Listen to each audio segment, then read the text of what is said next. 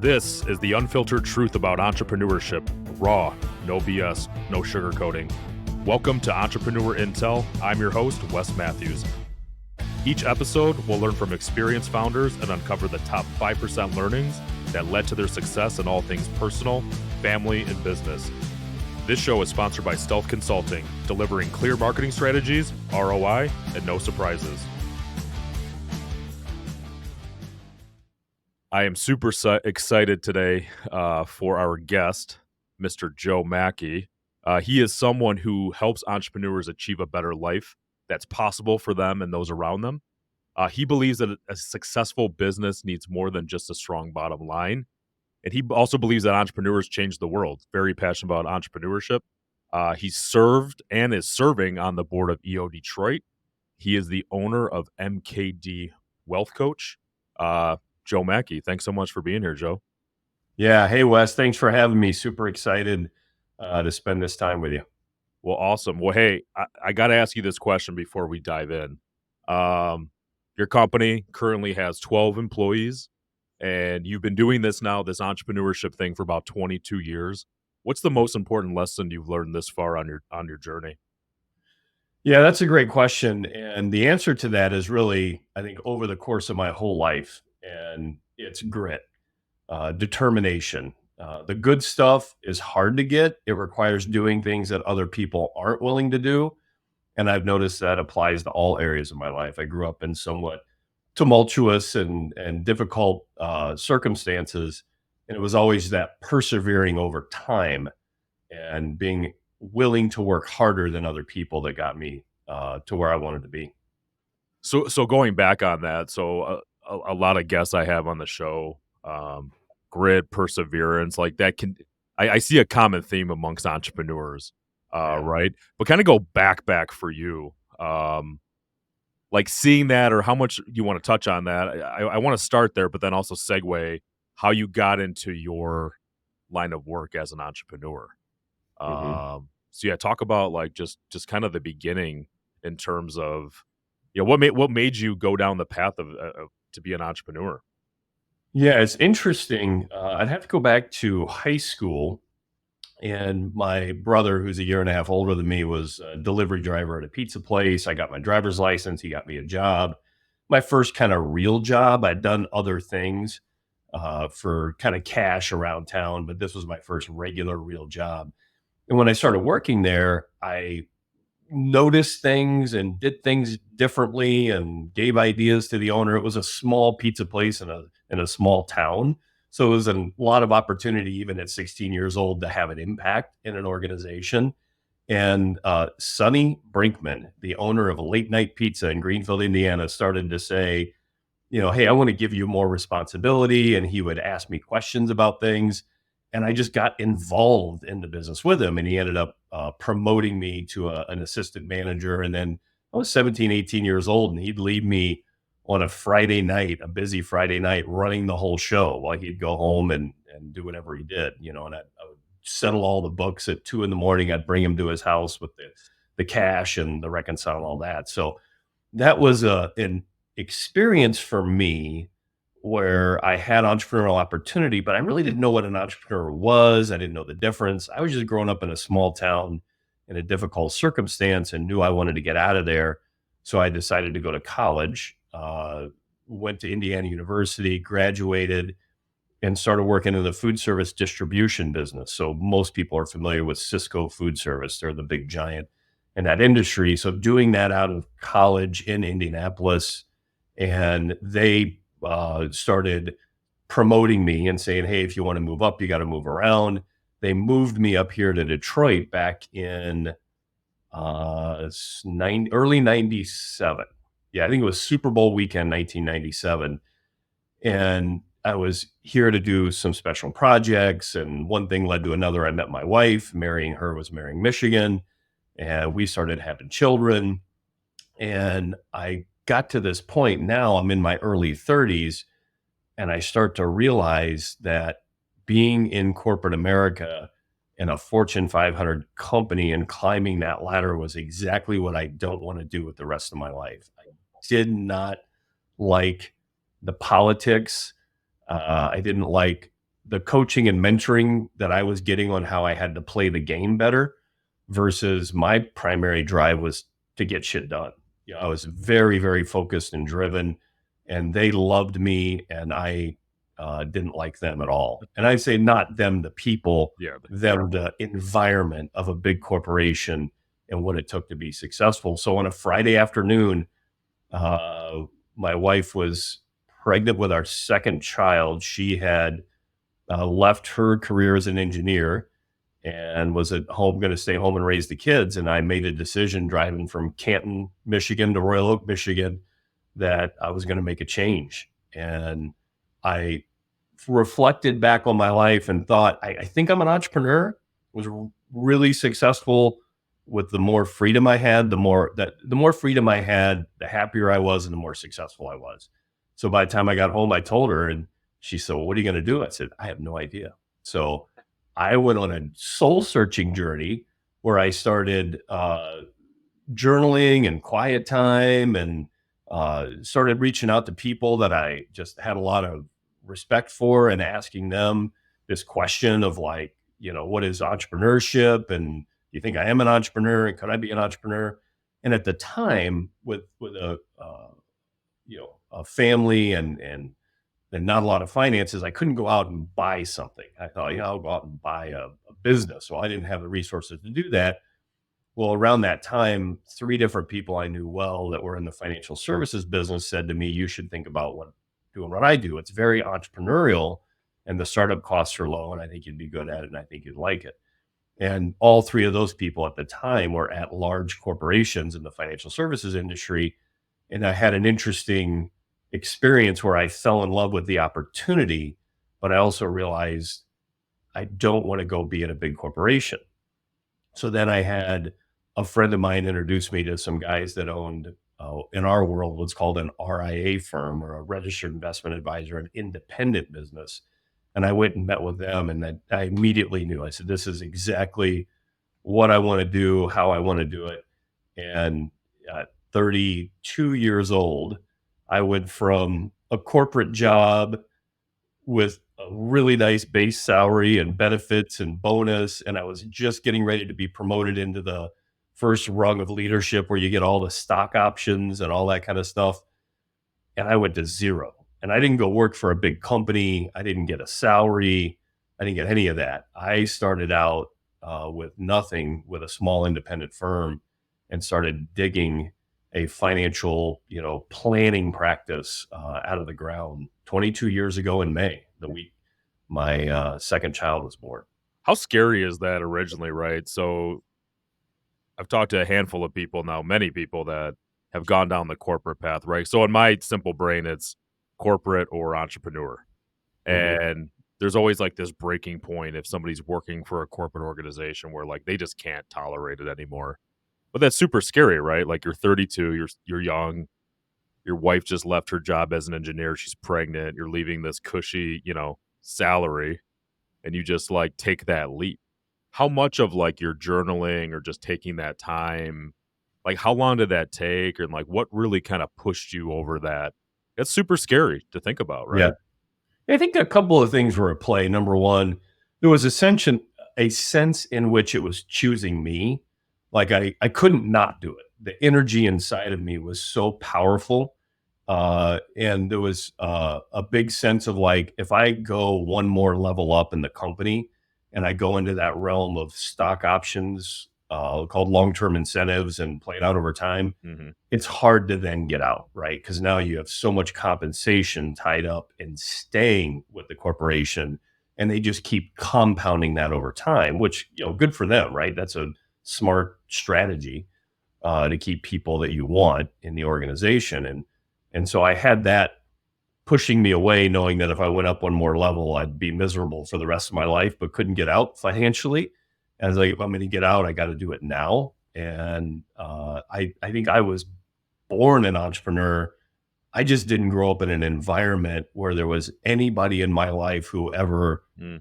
really, you know, said to me, Joe, you're an entrepreneur. You should think about and what about and, you know, that type of stuff. I mean, my 15-year-old sophomore in high school son thinks maybe he's an entrepreneur. Well, guess what? I'm doing all kinds of fun stuff with him. He's got a mowing business in our neighborhood, and we're Nice. doing expenses and revenue. And he's looking at possibly going to Indiana University, Kelly School of Business, and majoring in entrepreneurship. So that the extreme difference of the way I grew up and the way someone like him gets to grow up. And I know you the same thing. If any of your kids smell like an entrepreneur at all, you're going to be all in and helping them figure that out. But when you were growing up, I don't know if anybody No, helped you no, figure that super out. super taboo. I always just thought something was wrong with me, or I was just so dumb just because I didn't conform with the rest of them. But yeah, Yeah. you're the only guy I know, I think, that has more kids than me. So you have 6 kids, right? Mhm. I have 5. Yeah. So starting off in the RIA, were you dealing with like consumers' money, or like were you always, because I know now, and maybe clarify, you only work with entrepreneurs, correct? Yeah. Our target market is. So, yeah, Okay. to tell you that story. So, 22 years ago when I started, it was anybody and everybody, kind of a traditional financial services, financial planning practice.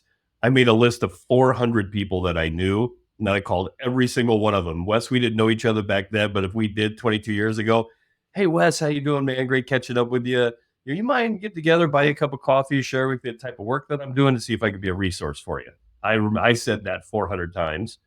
And we would get together and I would say, hey, Wes, not assuming you have any need for my services, but here's the way that we help people. And then I would ask you if you knew anybody, you thought I could help, blah, blah, blah. So that turned into a lot of opportunity in a financial services practice. Now, fast forward to January 1st, 2007, where I launched my own RIA with another guy. So I was a part of this RIA, Emerson Dankovich, and then that was for 5 years, and then '07 launched my own. And a year after that, a friend of mine gave me a book and said, "You should read this book, and if you want to meet the guy who wrote it, I can introduce you to him. I think you'd really, really appreciate this." And the book was Traction, and the guy's name was Gino Wickman. So this is back in late '07, early '08, and before Gino was world famous, and the OS process had blown up so big. So I always text Gino on January 24th every year because it was 16 years ago this January 24th where we had our first EOS session with Gino, and he asked the question, "What is your target market?" And back then it was like, I don't know, humans, People type with of money. people with money, anybody with any money. So Gino started really pushing on me to carefully think about who I enjoyed working with the most, who I got the most excited about, that type of stuff, and realized very quickly when I looked at all my clients, there was a number of them that were entrepreneurs that when we met, sparks would fly and we'd get excited, and we were doing a lot of really interesting things about leaning into this place where their business, their personal, and their financial life come together. So it was back then, 16 years ago, working with Gino for 4 years implementing EOS, that we decided our target market was entrepreneurs. And so we have all these years been evolving the business around that. Now we wake up today and we realize we have what we call a family office for entrepreneurs with 20 clients that are between 20 and 100 million of net worth. And we're taking family office services that are typically reserved for people in the hundreds of millions to the billions, and we're bringing those down in somewhat of a kind of a fractional sense, or democratizing those services and making them available. I say, why 20 million to 100 million as well? Over 20 million is where you start to have two different issues. Number one, you probably have accumulated more wealth than you're going to use for yourself in your own lifetime. So how are you going to have an impact with the excess wealth on family, philanthropy, your community? And we help people set a purpose, cause, passion, mission, vision, whatever it is that resonates with you, core values and goals. And then also over 20 million, you start to run into estate tax issues. Right now it's 26 million. That's going to come down in a couple of years. And then who knows what it'll be after that. But you don't have to do. Most people at that level prefer to do some more creative planning to try to avoid protecting the legacy they want to leave and not giving a large share of their estate to the government. So that's our whole family office for entrepreneurs, 20 clients. Our goal over the next 7 years is to grow that to 50 clients, to grow our team from 12 to 25. We also still have about 150-ish clients that we consider financial planning clients that we love and help and do great work with. And we still get referrals, with that. And we will accept people and work with them that have at least $1 million of assets under management. And we're providing tremendous value to them. When we reach in our pocket and take out money to do marketing, it's all around the family office for entrepreneurs and growing that business, knowing that's where our kind of our core passion is. I believe entrepreneurs change the world for good, and I want to help them as much as I can in their personal and the intersection of their personal, financial, and business life.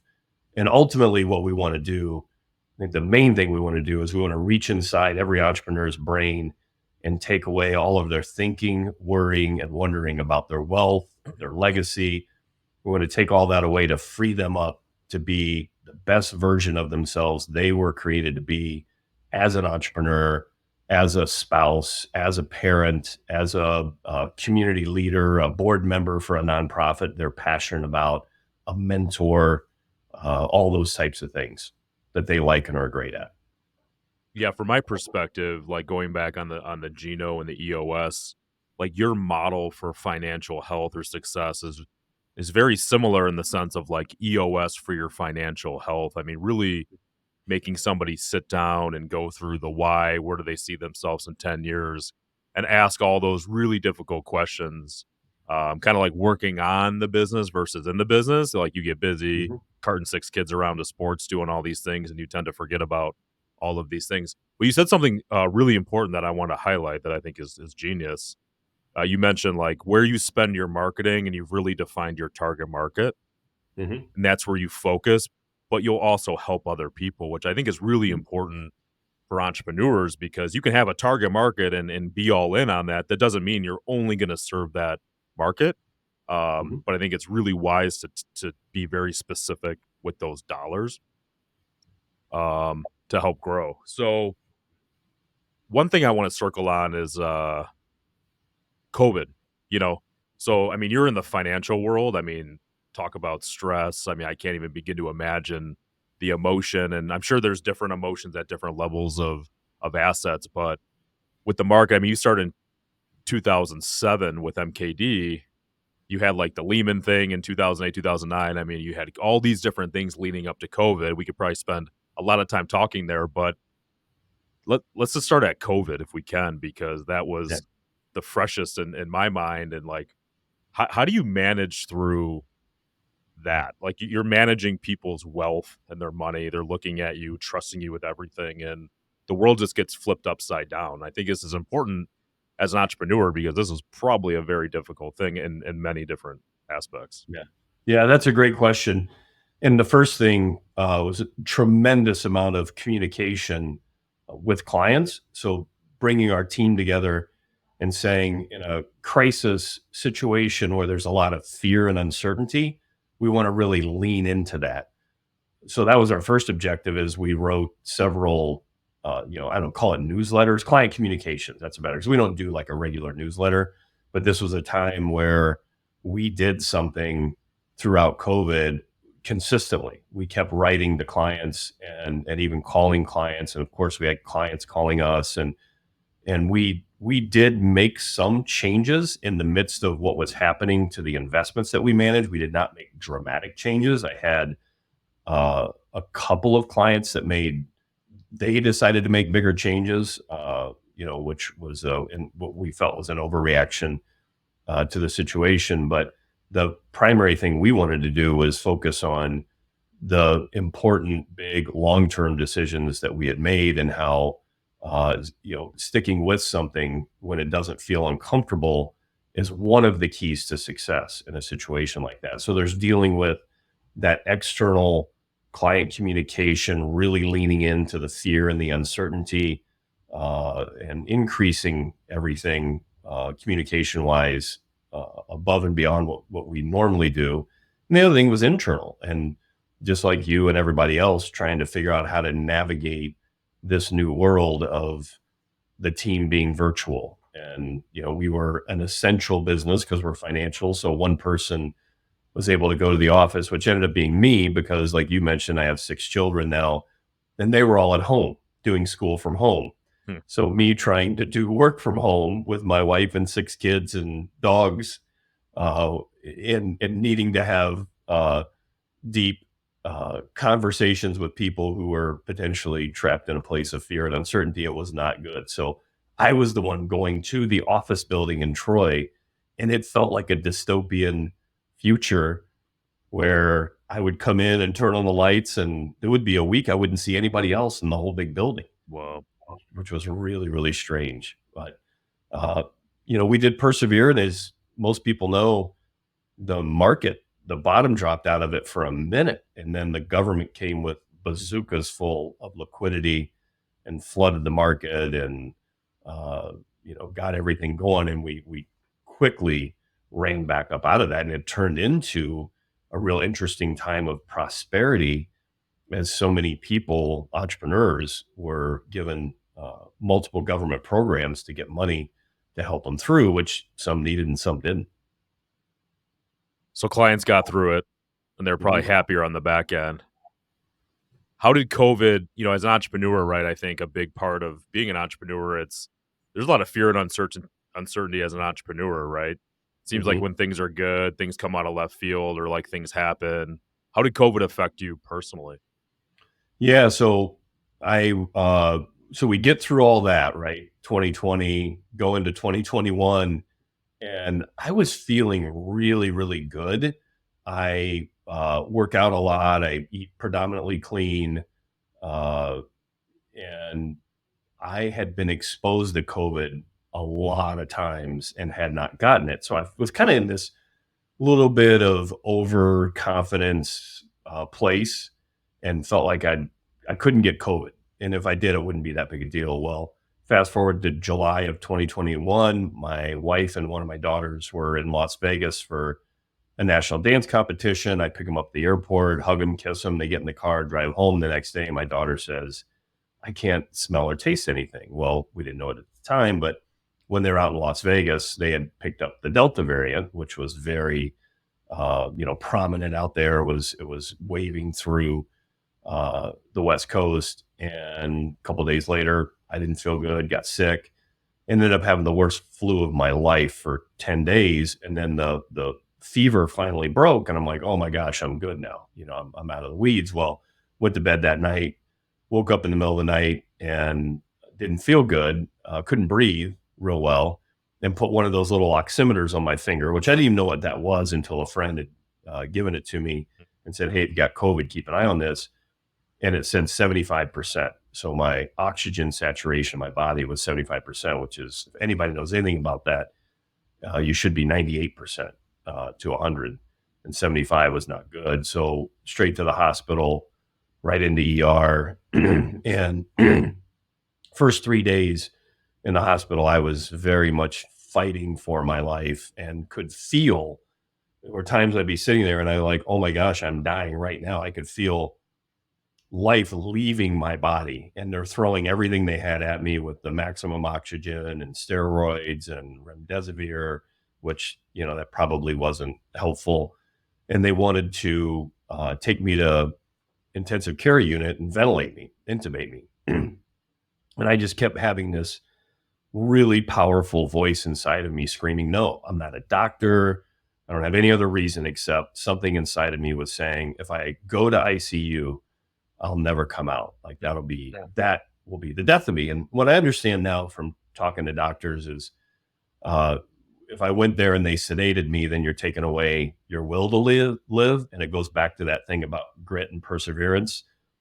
Even though I could feel my body dying, I had a tremendous desire to live. I had a lot of grit. And whenever I would feel like this is the moment I was dying, I would just stop and think to myself, as long as I can think that I'm dying, then I must be alive. Oh, I'm thinking. And then I would kind of play this little game with myself where I just meditate on the knowing that I'm alive, and then if I'm ever not alive, well, then that won't, then I'll be wherever I'm going to go. For me, it's heaven, a belief, and then that'll be great, right? So as long as I can think I'm alive, and that's great, and one day when or 1 second if I'm not, then that's okay too. And they used to make me lay on my stomach like this for 6 to 8 hours a day, and because that would help improve my oxygen. And I used to sit and focus on a string of a bed sheet, and I would say, as long as I could see that little thread, I know I'm alive. And I would Wow. feel myself dying, and then I'd go right back, go, oh, there's that thread. I must be alive.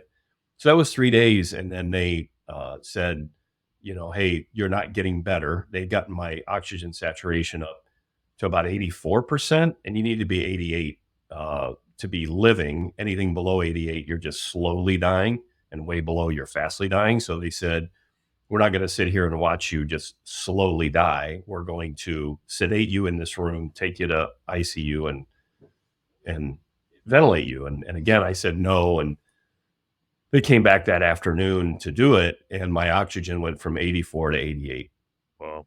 And they said, oh, we said, well, we still want to take you, but we'll let you stay if you want to. And just know that if you go backwards at all, we won't be able to save you. And I said, I don't care.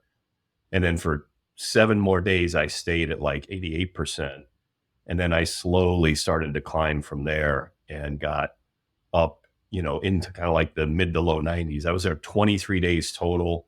They sent me home with an oxygen tank, and I was home basically until late January. I started to come out a little bit November, December, but I really didn't fully engage. I had probably 4 days a week, 6 hours a day in late January, and then slowly ramped up from there. But I was out about a total of 6 months from Wow. work and life uh, with COVID. So that was, 2.5 years ago. Wow. Well, thanks for that share. I mean, so many questions around that. The one thing is, I mean, as an entrepreneur, I mean, how important was your team, right? You're talking about 6 months out of pocket. Like, how do you, what was that experience like, with your team and all that? Yeah. One of the first things I did when I finally got fully re-engaged and realized that the business had run without me was write a letter to Gino Wickman, who is still a very close friend today and a client. And I realized that us implementing the EOS process when we did in January of '08 allowed me to be out for 6 months and the business to run without me. My younger partner is our integrator. If you know the EOS language, I'm the visionary. He's the integrator. And man, we are hardcore EOS process followers. We run our business on EOS and we follow it. And that was a really big benefit to being able to be out and have that work really, really well. The one negative side of it that we're working really hard on now is me being out for 6 months created a lag in new clients, because most of our new clients come from me being out playing in traffic, just being out all the time, Wes, playing golf, being on boards, doing things that I'm passionate about and love, and then meeting other people that share those passions. And as a result of that, getting new clients. Well, me being out for 6 months, about a year after that, we saw a real dry area. Now, new client activity has recently picked way back up because it's been 2 years of me out playing in traffic again. And so we're working really hard now on how do we attract business to MKD that doesn't require my presence. I want to own a business that benefits from my presence, but doesn't depend on it. And if I'm here, I want it to grow more. If I'm not here, I want it to still be able to grow. It wouldn't grow as much, but it would still grow. That's funny. Go let Joe go play in traffic. I love that. Yeah. Well, you taught me, if I can, and thanks for the share, but I want to share something that you taught me and you talked about. I think we talked before, and I was like, what did you learn? And you mentioned something to me that really stood out, which was, as you were going through this, from my perspective, like, I think I text you a bunch. I was thinking about you, kind of praying for you, but you shared something with me that had a huge impact on me, because you're like, Wes, there was a lot of people that just sent me a message like, hey, I hope you're doing well. To me, there's like two buckets. people that Mhm. sent that message. And then you were like, well, then there was these people that just like showed up and took action, like brought, Yeah. did stuff for my kids. And I was like, oh, such a huge learning moment for me. But from your perspective, share a little bit about that because I think it's super impactful. Yeah, it was a realization that I had never had before, and it hit me really, really hard. So, I was back then in July of 2021, I was 51 years old. So I made it 51 years having zero perspective on this. Super, super fortunate to have uh, a lot of loving, kind, wonderful people in my life in multiple categories. Anywhere from the church that we go to the country club we're a member of, the EO group, our neighborhood friends, kids' school friends, people I grew up with. Like there's all these groups and groups and groups of people. And I got so many text messages from people. Hey, I love you, praying for you. How's it going? And what can I do to help? And I realized when I would get that message, and again, I'm super thankful. Like anybody who reached out, that was a gift and that was a blessing. And I'm very thankful. The part where it was, what can I do to help, or how can I help, or please tell me anything, really is like, I'm in a physical state of near death and massive COVID brain fog. I'm in a trauma state. I can't think at all about anything that anybody can do, let alone be engaged with Jenny trying to take care of 6 kids and any needs that she would have. The question was a burden to me, and then I felt uncomfortable if I didn't respond. And if I did respond, I wouldn't have any idea what to respond. So I would always just say thank you. I would never say, "Oh, could you please do this?" Then, like you said, there was another group. I'll use, uh, oh, you know, uh, kind of my golf group at Red Run. A couple of guys there took initiative, and they said, "Hey, Joe's in the hospital. Uh, if COVID doesn't kill him, the hospital food will." So they made a decision to create a meal train for me, and they each took a night. And what they would do is they would go to a local nice restaurant, like really nice restaurant, and like Cruise and Muir or Stony River or Lily Seafood, and they would buy me dinner. They would ask me what I'd say. Hey, I'm buying you dinner tonight from this restaurant. It wasn't a question. It was, I am doing this. Pick off the menu, and then they would go buy the dinner and bring it to the hospital. They couldn't come up and see me, unfortunately. They would have somebody from the hospital bring it up, and so I would have hospital breakfast, hospital lunch, and dinner. I would have this amazing gourmet meal from a local, really nice restaurant, and that was extremely powerful. That was one example. Another was we had a power outage that probably people don't remember, but back in August of 2021 in Royal Oak, there was a big power outage. And two different friends that were in the construction business, Brian Ellis and Steve Perrick, brought generators to my house. They didn't ask, do you need it? They just brought them and hooked them up and took care of it, like made sure they were full of gas and worked with my wife to get them running, keep them running. Mm. Like they took action and did those things. They didn't ask if I needed help with those. And so I now have that commitment that when I have a friend in a difficult situation, I will text him from time to time. Hey, Wes, we know I'm thinking about you. I was in my quiet time this morning. I prayed for you. And hey, next Thursday, can I come see you at your wherever you are? Or can we get together for breakfast? Right. If I just know you're going through a stressful time, I'll ask to spend time with you. Or if I have a friend whose wife was very tragic. She was jogging one morning and she was hit by a car, tragically coma. And I just asked him, like, hey, can I just come to the hospital and sit with you and sit with her? And I don't need anything. I just want to sit next to you and be with you. And did that many, many times, not many times, a handful of times with him while staying in touch with him. But I think, what can I do that I believe would be a help to that person without asking them what they need, or what can I, because then that becomes a burden trying to answer that. Yeah, no, I appreciate the share. And like you said, like you were 51. When I heard it from you, I was like, Ugh.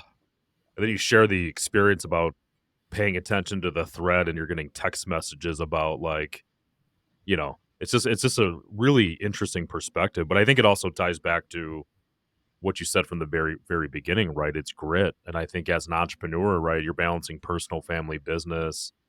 A lot of it to me too is like anticipation, like trying to be a couple steps ahead, or like Mhm, what would I, put yourself in their shoes. Like if you were experiencing that, what would you need, right? So mhm, yeah, that was like the best thing I learned during that time because I was like, yeah, wow, like I've done it so many times in my life. mhm, Hey, sorry to hear about this. I hope you're doing well. And then it's like it's gone. So to mhm. me, like the learning is take action, and that's probably changed your life. Well, glad you're here. Um, but I mean, do you kind of feel like what do you take from that experience? I mean, are you, obviously hindsight, right, is a big teacher, and you're here, but like, are you grateful for it? I mean, did it like help you pause like what did you learn, or what was your takeaway from it?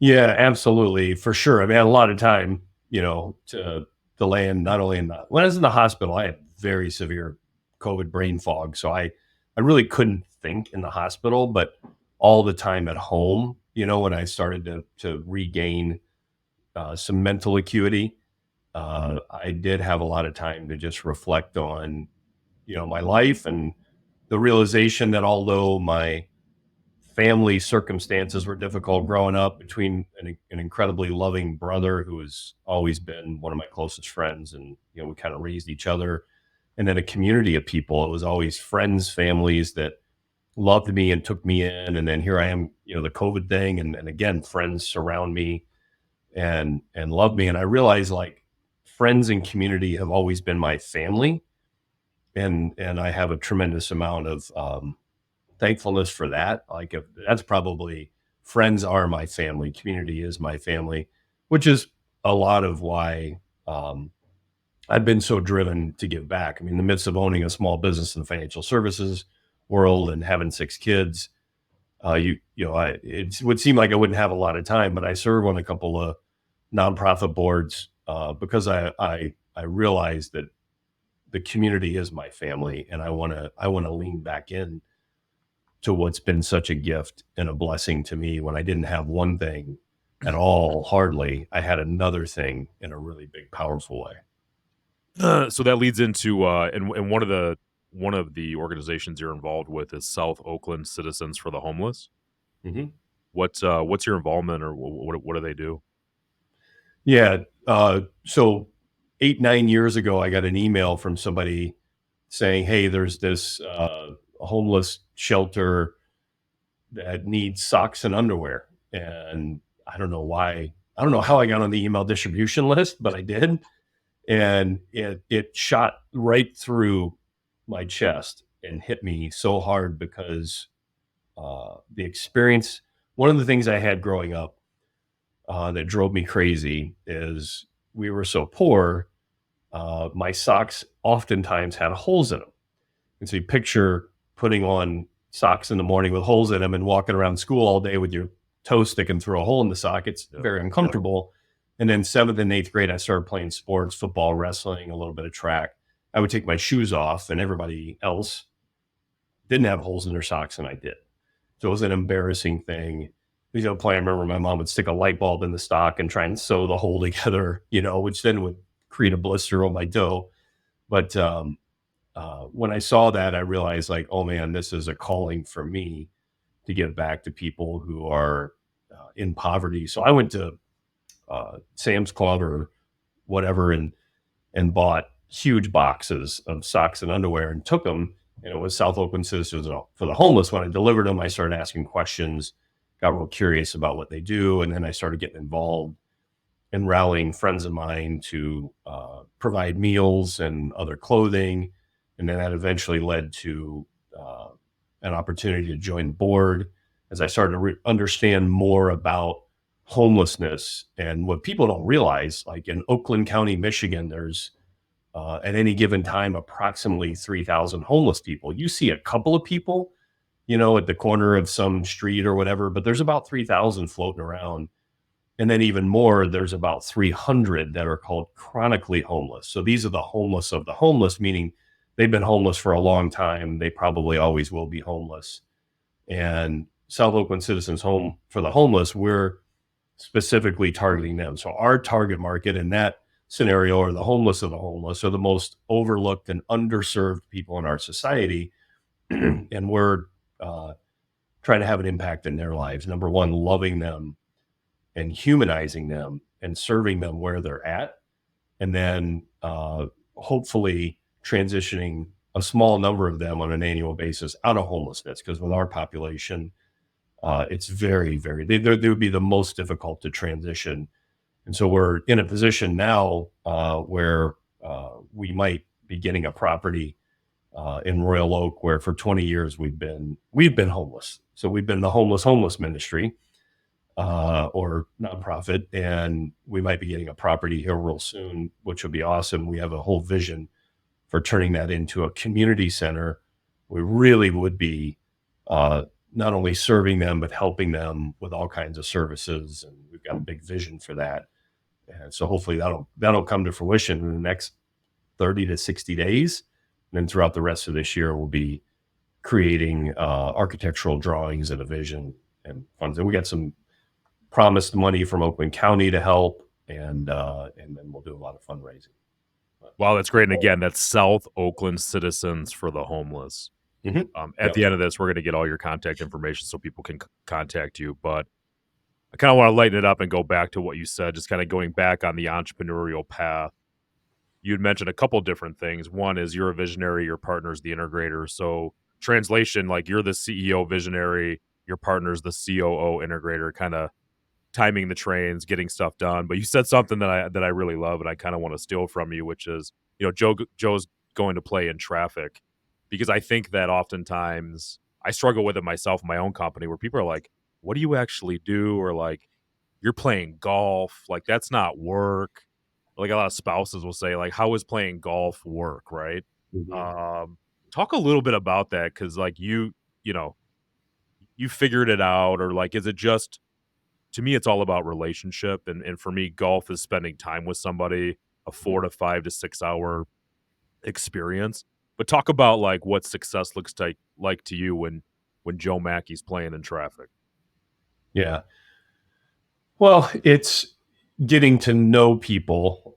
And you mentioned this, golf is a lot of time together. It's also a sport that'll take what's on the inside of you and bring it to the outside. Mm. Uh, in a positive and negative sense, you really, really get to know people, who they are, and how they act under stress, and how they act when things are going well, and all that happens within one round of golf. And what what what I've realized over time is the target market that we're pursuing. They want to get to know somebody over time. They want to build trust slowly and carefully, and they want to know who they're going to work with is somebody that could be a long term fit. And so that me doing things that I enjoy and me serving in ways that I'm passionate about, or other people that would be in our target market are doing those same things, we just get to come alongside each other and we get to know each other. And it's, not everybody's right for me too. I don't want to do business with everybody who fits the data points of my target market. There's character things that are important. Oh, there's fit, just kind of a generalized thing of, can we connect in a way where I can help, or would it be too difficult because we're too different from each other? So the playing in traffic is, doing things I enjoy doing, serving in ways I'm passionate about, and come alongside other people. Now, part of what we're also doing now is figuring out, or working really hard on trying to discover, what are ways we can shorten that cycle, because we see that it's typical. If I meet somebody new, I typically spend a couple of years getting to know them before a business opportunity would come up. Well, how can we take who we are and how we help people and what we believe, and get it out there in a way that people in our target market can consume it faster, and we can shorten that cycle a little bit. So that's to come. We're like literally brainstorming that right now and hoping to do things maybe by the end of the year where we bring small groups of entrepreneurs together and lead them through some of our processes around creating a vision, setting core values associated with your wealth, looking at the team of advisors that surround you and helping you determine if you've got the right people in the right seats using the Jim Collins, so if you've got core values, then you know how to tell if your attorney or CPA, investment advisor, insurance guy, banker, if they're the right person, do they align with your core values?